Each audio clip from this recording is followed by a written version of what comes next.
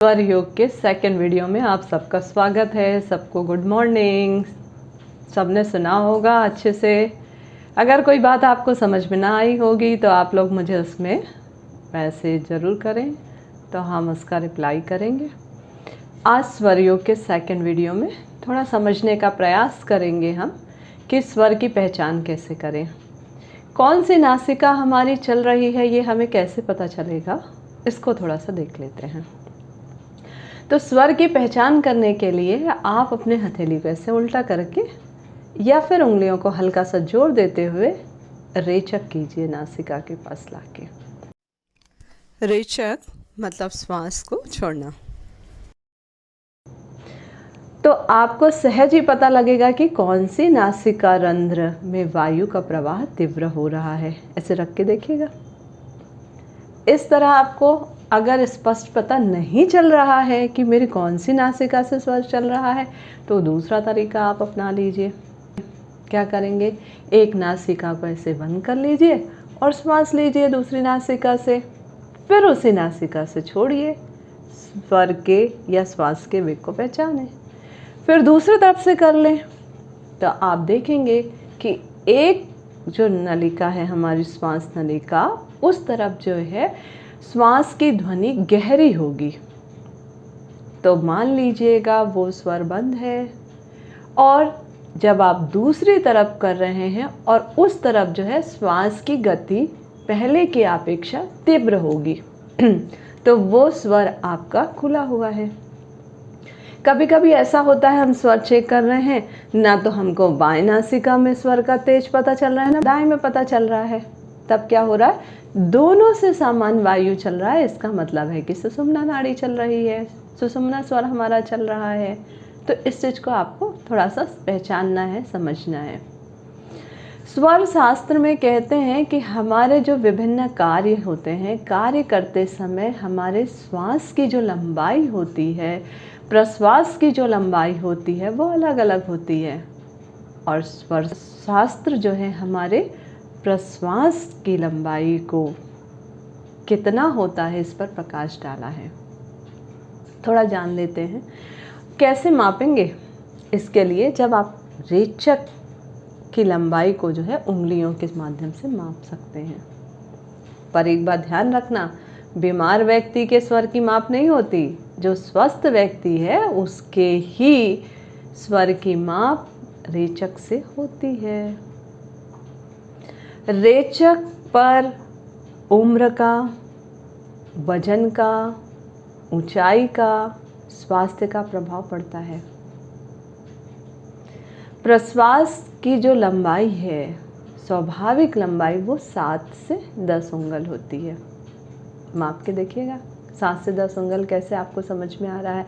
श्वास लेना, प्रश्वास छोड़ना। तो यहाँ पर जब आप श्वास छोड़ रहे हैं तो उसकी लंबाई कहाँ तक आपको महसूस हो रही है, नाप के देखिएगा। तो सामान्य स्थिति में स्वाभाविक रूप से 7 से 12 होती है।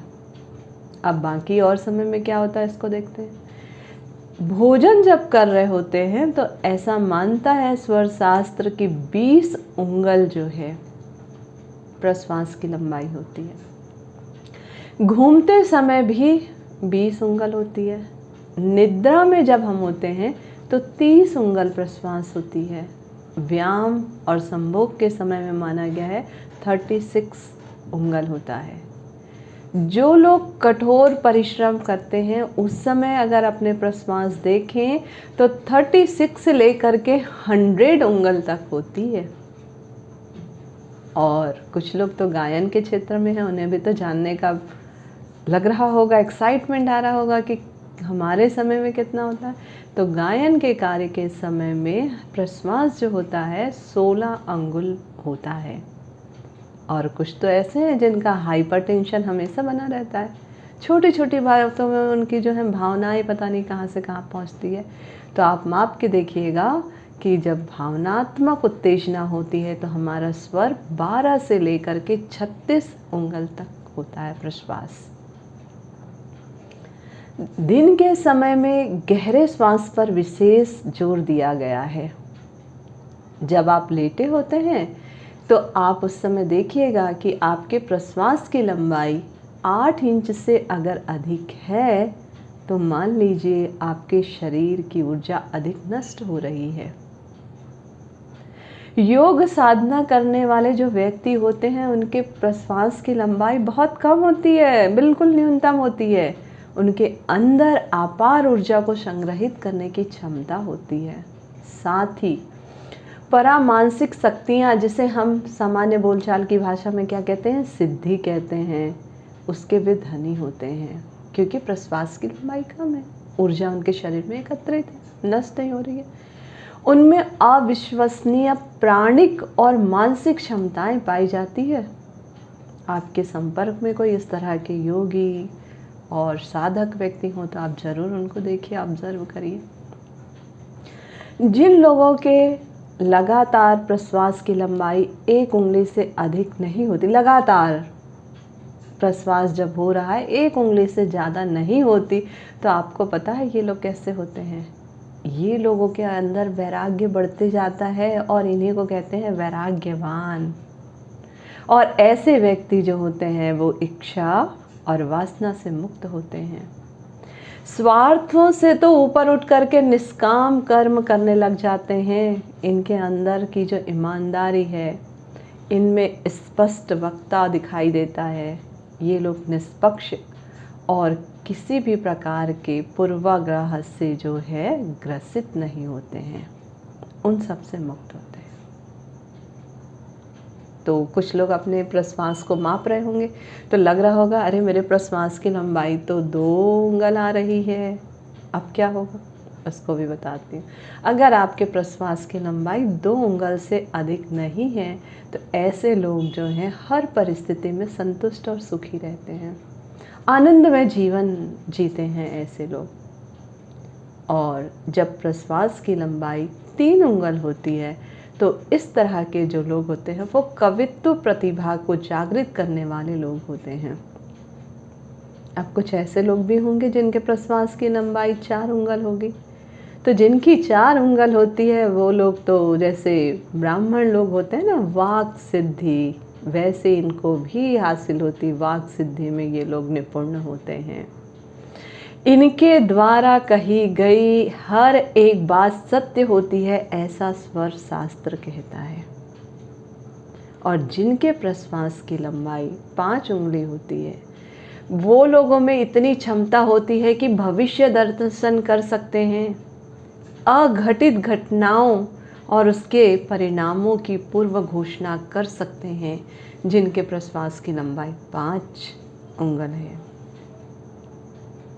इसीलिए कहते हैं कि अपने श्वास और प्रश्वास को नियंत्रित अगर हमें करना है, नियमित अगर हमें करना है तो क्या करना चाहिए, प्राणायाम करते रहना चाहिए। नाड़ी शोधन प्राणायाम के अभ्यास से लगातार अगर आप कर रहे हैं तो कहते हैं श्वास प्रश्वास की लंबाई और उसका अनुपात एकदम बैलेंस में आ जाता है।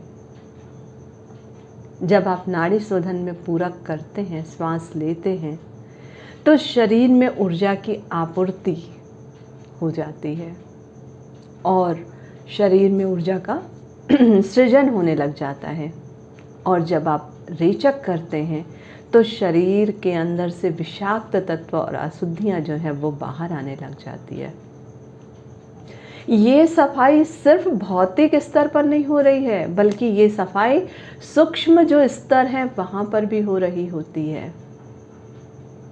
किस स्वर के प्रवाह पर कौन से कार्य करने से अच्छा होगा, ये भी हम लोग थोड़ा सा देख लेते हैं।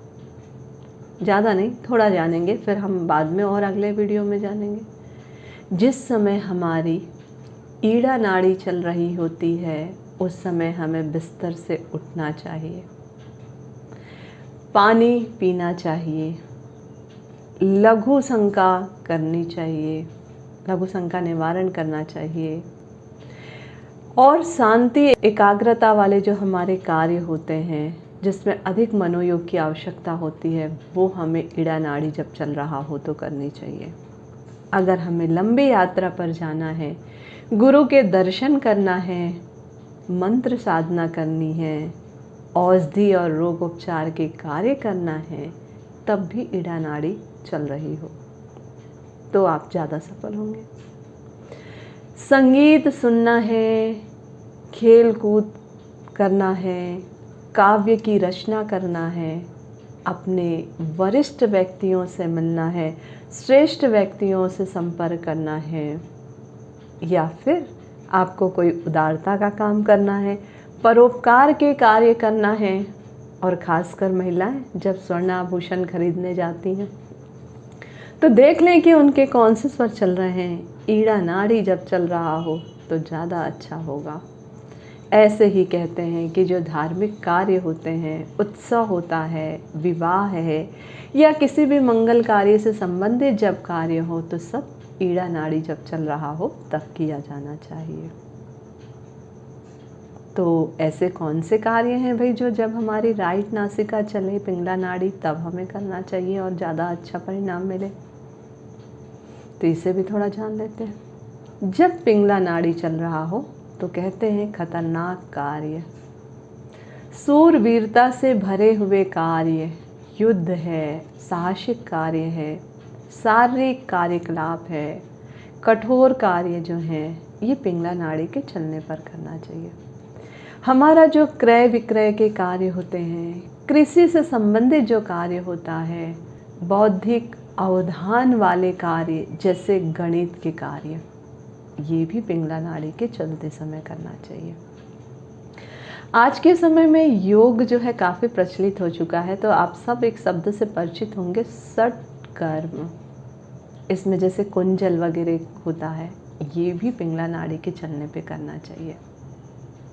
भोजन करना, सुरापान करना, दीर्घ शंका का निवारण करना। लघु शंका कहाँ कर रहे हैं? ईड़ा नाड़ी में।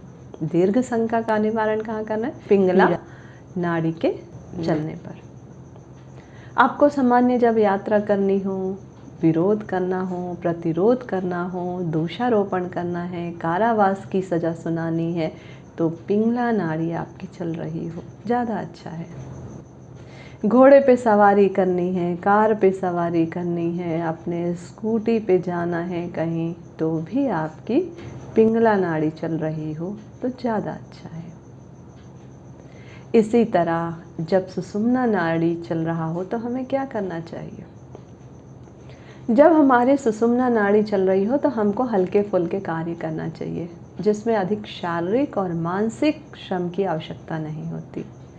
सुषुम्ना स्वर को अशुभ और वक्रीय माना जाता है। भौतिक लाभ, सफलता या किसी अपेक्षापूर्ण कोई कार्य करें तो इस समय निश्चित ही अपेक्षित परिणाम नहीं मिलेंगे, ये कहा जाता है।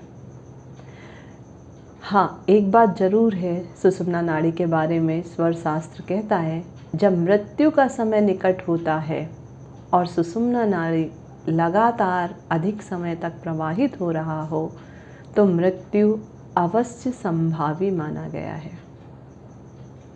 योग शास्त्र की मान्यता का सवाल है तो वो शून्य काल में केवल 2 ही शुभ फल कार्य करना चाहिए, ये कहता है।